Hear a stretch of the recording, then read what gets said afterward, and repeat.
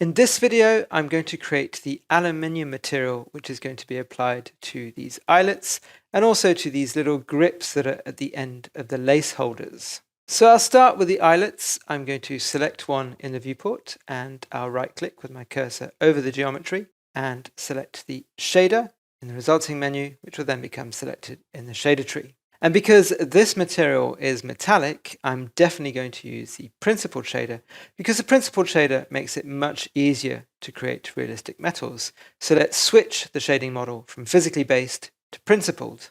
And before I make any more changes, I'm going to switch my viewport to preview. So let's do that now. I'm also going to zoom in by holding Shift and using my scroll wheel.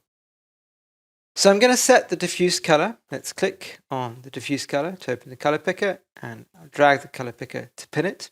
Once again, I'm going to use one of the saved colors that are based on my color swatch reference. So I'm going to click on this swatch to apply that to the eyelets. Once that's done, I'm going to dismiss the color picker. And to create a metal, all I need to do is to come down to this metallic value and set it to 100%. Now just keep your eye on the material in preview as I do this. You can see as soon as I set the value, the quality of the reflections on the material changes profoundly. And that's because metals have absolutely no diffuse reflection at all. They only have specular reflection, and the specular reflection on a metal is much stronger than it is on a non-metal. And when you set the metallic value to 100%, Modo simply takes care of all of this behind the scenes.